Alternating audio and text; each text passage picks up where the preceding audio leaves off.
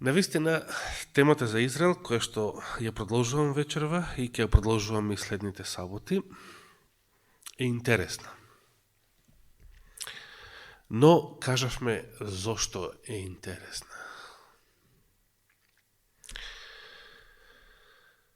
Не е интересна заради тоа што Израел денес е. И не само денес, туку наназад низ вековите.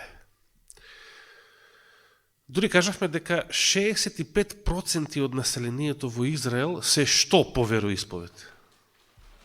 Атеисти. Замислете. Колку е длабоко паднат Израел. Од времето кога се откажал не само од вистинскиот Месија,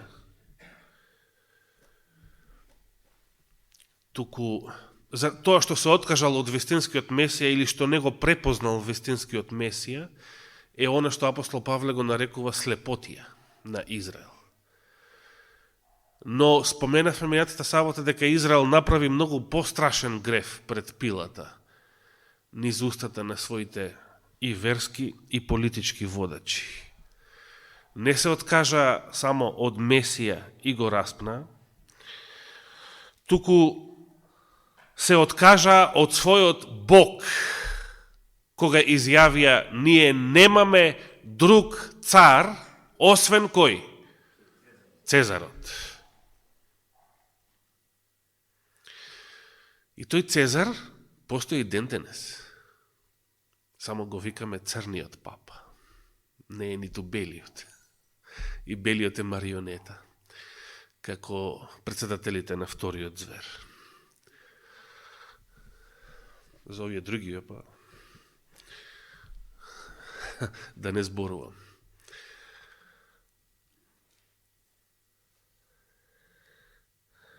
И она Бараба, што ја избра на првиот демократски референдум, на кој што, ако се сеќавате, имаше и изборни нерегуларности. Првите изборни нерегуларности на првиот демократски референдум постои и ден денес.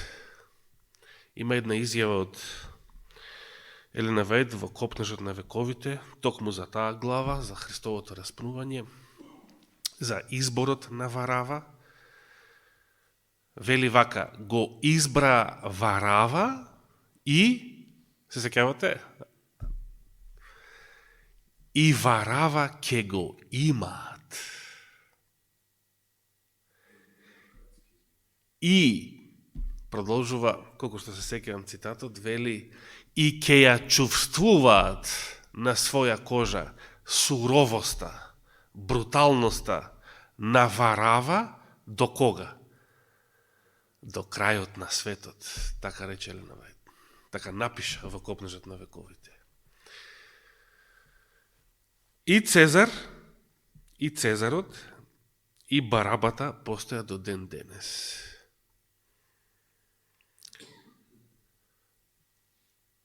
И прашањето со кое што завршив мејатата сабота беше: зошто на сите оние кои што денес владеат и управуваат со Израел, како и да ги наречеме, сите тие спаѓаат под Цезарот и Барабата? Светската масонерија, банкарската мафија, црниот папа, језуитскиот ред, сатанизмот, како сакате наречете ги, како год биле наречувани низ историјата. Зошто ним им е толку битно, им е толку битна една работа? Ерусалим, градот, и не целиот град, само источниот дел од градот, значи стариот град, и дури ни тој не цел, туку што специфично во него, се сеќавате? Храмската гора. Зошто им е толку битна? Откривме дека целиот израелско-арапски конфликт се одвива за Храмската гора. Откривме и од сведоштвото на еден поранешен советски дипломат од минатиот век, значи и некои атеисти разбрале, дека израелско-арапскиот конфликт не е како било која друга војна низ историјата или ден денес. Бидејќи во израелско-арапскиот конфликт војна не се води, и самиот конфликт не се води ниту за политички, ниту за економски, ниту за било какви други земски интереси. Како што е случај со било која војна. Туку се води од какви причини? Само од религиозни причини. Целата борба е околу Храмската гора, целата борба е околу џамијата Ал-Акса и третиот храм. И зошто и едните и другите се наоѓаат во еден ваков непомирлив конфликт? Ако проблемот не е политички, дали постои политичко решение? Не. Значи, диагнозата е дадена.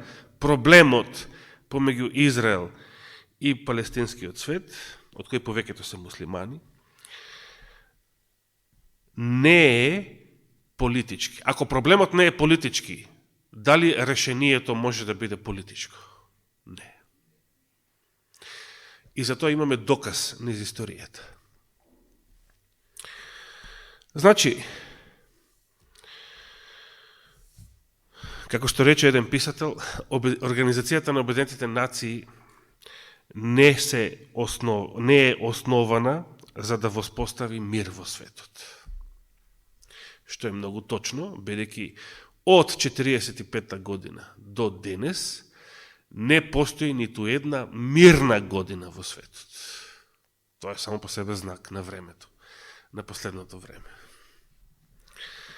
Некаде секоја година од тогаш наваму се води војна. Но дали знаете зошто е формирана Организацијата на Обединетите нации? Која е целта на незиното основање и формирање, штом целта не е да се воспостави мир во светот? Има една многу паметна изјава од еден друг писател кој што рече: Организацијата на Обединетите нации е формирана само од една причина, за да го воспостави Израел. Да го прогласи Израел за држава.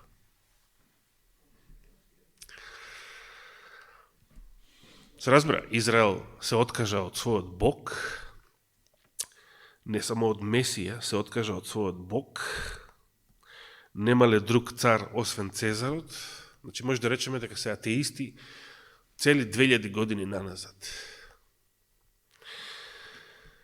А во денешниот Израел 65% се изјаснуваат како атеисти. Страшно нешто. Затоа се подпираат на Цезарот и на Варава до ден денес. Затоа се подпираат на сатанските сили и со нивна помош и биле воспоставени како држава и со нивна помош се одржуваат како држава до ден денес. Точно или не точно? Точно.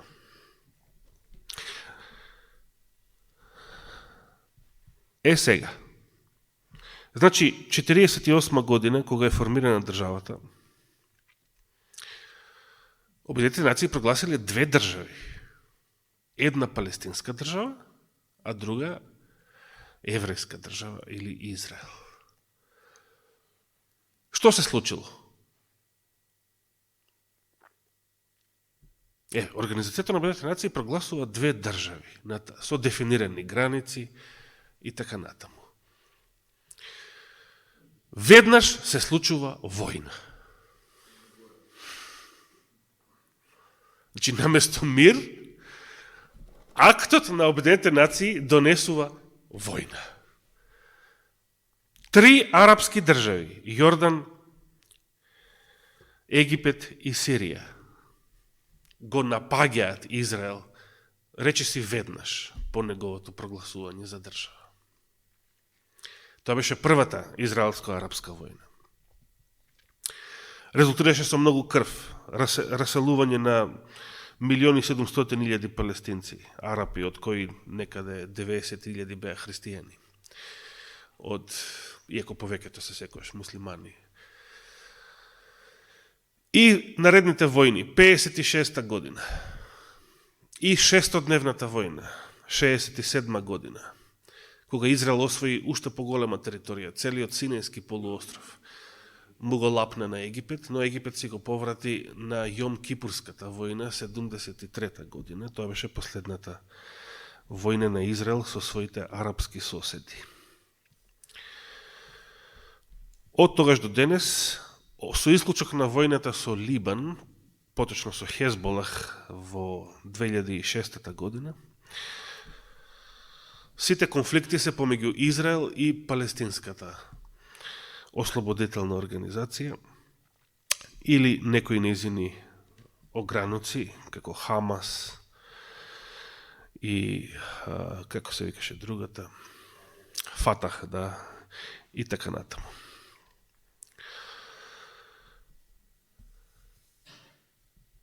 Се сеќавам 93 година, кога во Осло беше подпишан мировен договор. Тогашниот израелски премиер Јицак Рабин, кој што подоцна беше убиен од израелски националисти, бидејќи го обвинија дека со тоа го предал Израел, со тој договор. И меѓу Јасер Арафат, се сеќавам тука брат Јоже, кога викаше, го поврзуваше тоа, тој настан, со она пророштво на апостол Павле, тогаш кога ќе речат мир, а и во Осло прогласија 93 година мир, тогаш истата приказна како 48. Додуша имаше неколку години на мир. До 2001 година, кога израелскиот премиер Ариел Шарон, тогашен, со членови од својот кабинет, изврши тајна посета на Храмската гора. Повторно таму. Околу таа гора, околу тоа парче земја се врти целиот конфликт. Некои извори тврдеа дека таму беше положен камен темелник за што? За третиот храм. Ако ги прашате евреите, зошто се води војна помеѓу нив и палестинците, евреите ќе ви речат, се води војна затоа што овие се фанатици, муслимански фанатици, со кои што никогаш не може да има мир, бидејќи сите исламски борци се борат Израел да биде избришен од картата, да биде уништен, да го снема.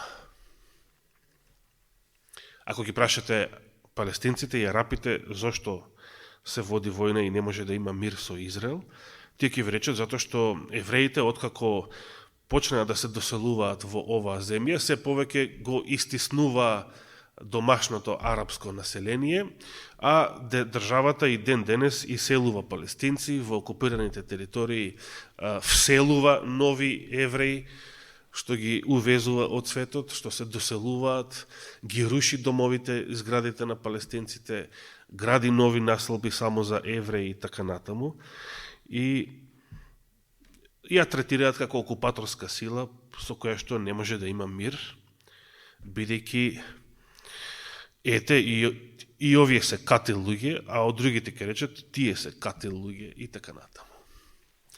Но видовме дека тоа не е точно.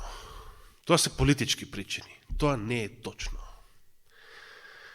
Затоа што на Јасер Арафат му беше понудено 99 година се за што палестинците се борат и се што сакаат.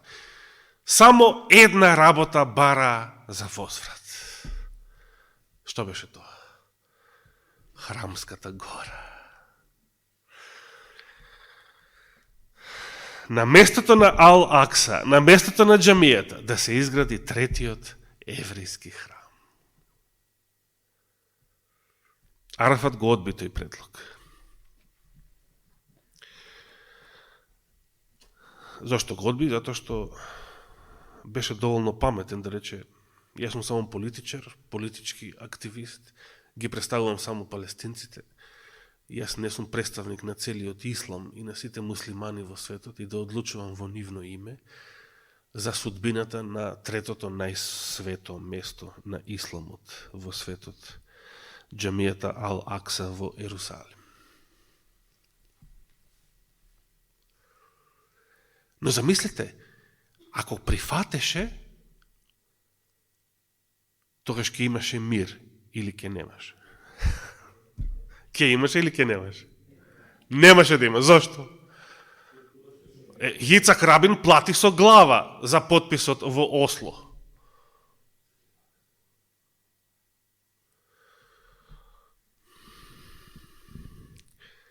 Ако Арафат прифатеше такво нешто, веднаш ќе отидеше неговата глава. И од меѓутоа он беше доволно паметен. Пророкот Исаија 7 века пред Христа напиша: нема мир за кого? За безбожниците.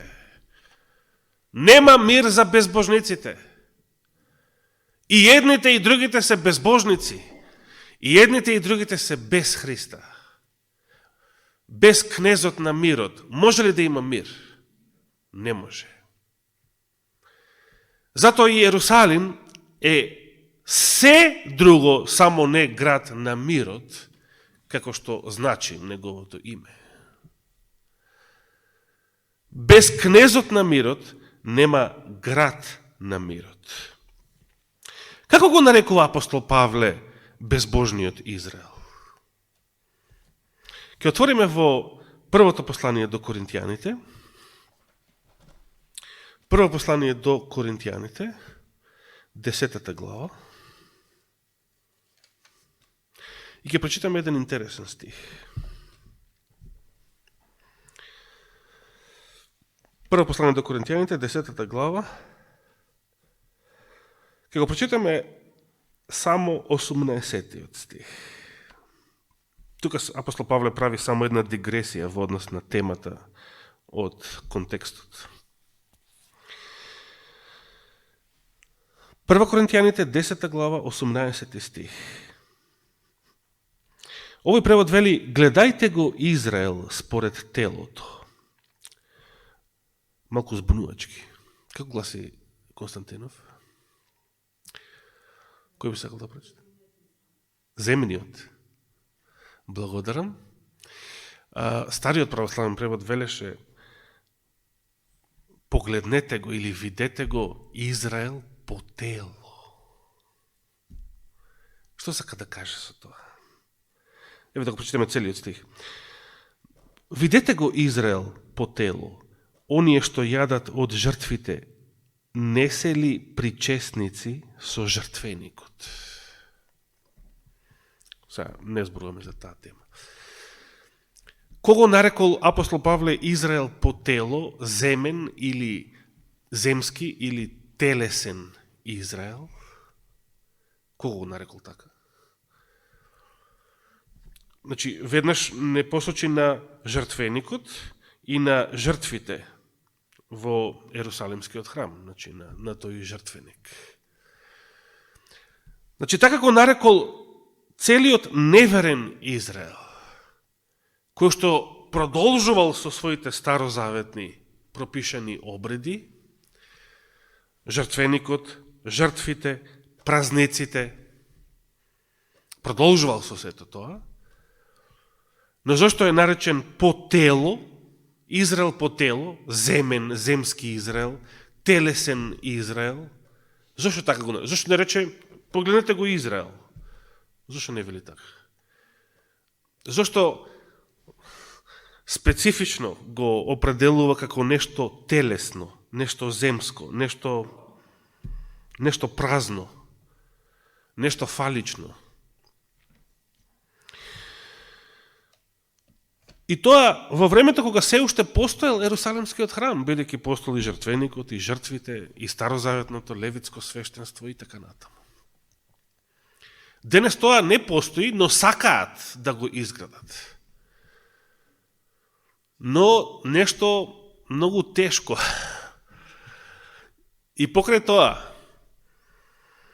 знаете, на времето кој сакал да го обнови, да го изгради повторно Ерусалимскиот храм, само со една цел, од една причина, за да го побие христијанството.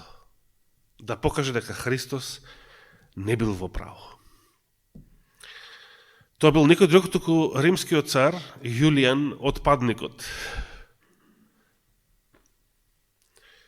Тој се обидел со сето богатство на римската држава, со сета царска благајна на располагање, со сета воена сила што ја имал на располагање, значи немало противници кои што можеле да го спречат во тоа, земски противници. Се обидел и не успел. Тогаш кога почнало да се гради, се случиле серија земјотреси, невообичаени, кои што едноставно биле толку силни и толку чести, што градителите се откажале од проектот. Господ докажал дека Христовите зборови и ден денес држат, бидејќи ќе држат додека небото и земјата стојат. И денес целата светска сила на нивна страна, целото светско богатство на нивна страна, ционистите не можат, имаат проблеми, тешкоти да го изградат третиот храм. Зашто? Зато што исламот е толку силен противник. Тоа не треба да се подцени, се разбира. Најлесно е да се одговори затоа што Господ не дава. Не дозволува. Ке дозволи некогаш? Ке се случи тоа?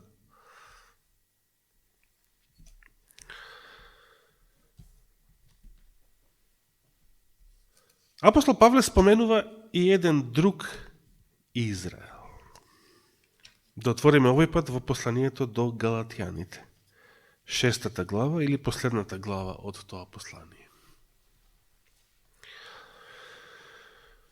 Тука има еден текст, би сакал да слушнам и во други преводи како гласи, бидејќи и овој текст ми е малку сомнителен. Галатјаните 6 глава, ќе прочитаме за да имаме малку контекст, од 14 стих. Па надолу. А мене, вели Павле, да не ми даде Господ да се фалам со ништо друго, освен со крстот на нашиот Господ Исус Христос, преку кого за мене светот е распнат, а и јас за светот. Бидејќи пред тоа зборува за обрезанието и како евреите се фалат со обрезанието. Грците би се фалеле со нешто друго. И сега 15 стих, зашто во Исус Христос ниту обрезанието има некаква сила, ниту необрезанието, туку новото создание. Ова се многу славни зборови.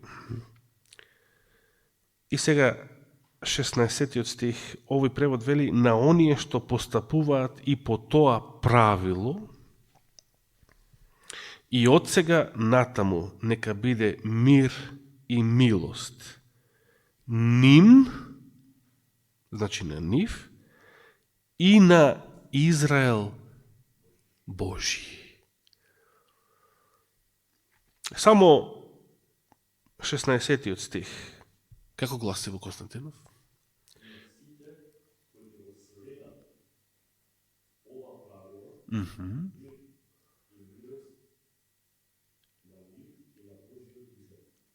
Благодарам, многу појасно.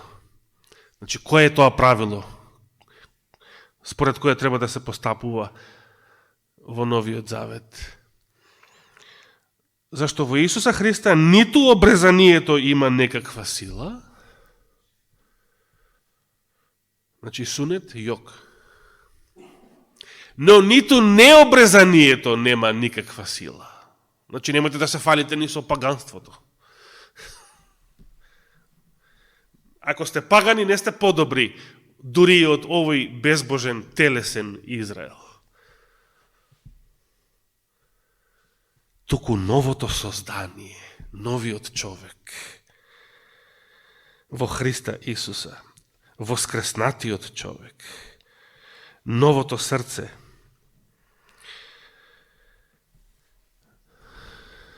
на тие што постапуваат според тоа правило, од сега натаму нека биде мир и милост. А овие што се фалат со обрезанието, со парите, со атомско оружје, со не знам шо, нема мир на безбожниците. Рече Исаија, а апостол Павле на кого му посака мир? На оние што постапуваат според ова новозаветно правило. Ниту на паганите, неверници или идолопоклоници, ниту на влашкиот Зевс, ниту на телесниот Израел. Туку само на оние кои што се во Христа Исуса, во новиот човек, во новото создание. Но меѓутоа, што вели? Значи, само на нив, од сега натаму, нека биде мир и милост ним и на Израел Божи. Кој е овој Израел Божи?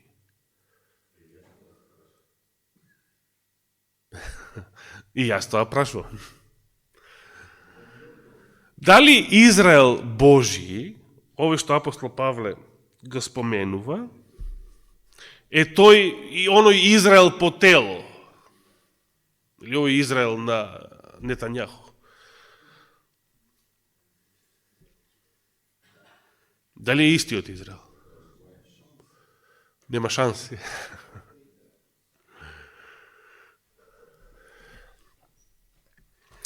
Има време за понатаму? Или треба да прекинеме? Не, јас сакам да завршиме со саботниот ден. Тогаш нема време. Но прашањето што ќе го поставам, пред да продолжиме, ако даде Господ следната сабота, што значи името Израел и од каде потекнува?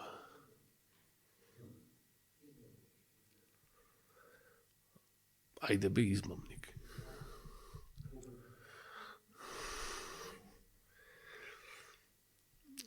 Кое име значеше измамник? Јаков. Тој Јаков беше што? Јас ќе го потребам глаголот, беше крстен или прекрстен во Израел. Намерно го потребив тоа, иако немаше крштевање во негово време. Ниту како еврејски, а особено не како новозаветен христијански обред. Затоа што името Израел во суштина е христијанско име. Не можеш да бидеш Израел ако не си во Христа и со Христа. Зошто е тоа така? Ке се подсетиме уште еднаш понатаму наредна сабота, ако даде Господ живот и здравие. Нека му е фала и слава вечно. Амин. Оче наш, ти благодариме за Твојата голема милост кон нас. Сите сме ние поранешни незнабожци, идолопоклоници. Мнозина од нас беа и атеисти. Ти благодариме што не привлече кон Твојата светлина, не запозна со Тебе самиот, со Словото Твое, со Духот Твој свети. Ти благодариме за Твојата голема милост, спасение, благодат и сите благослови во нашиот живот од тогаш до денес, па и пред тоа. Те молиме, Господи, за многу наши блиски, кои што се и болни, а мнозина се и духовно разочарани и не одат никаде во црква. Те молиме за спасението на многу евреи, на многу арапи, на многу незнабожци, македонци, албанци, турци, роми и мнозина други во нашето соседство. Те молиме светлината Твоја да допре до сите нив, а употребине и нас да им ја пренесеме на оние со кои Ти сакаш да не сретнеш во текот на наредниве денови. Благослови не, чувај не и води не во оваа нова седмица во која што навлеговме. А за сето тоа те молиме и Ти благодариме во името Христово.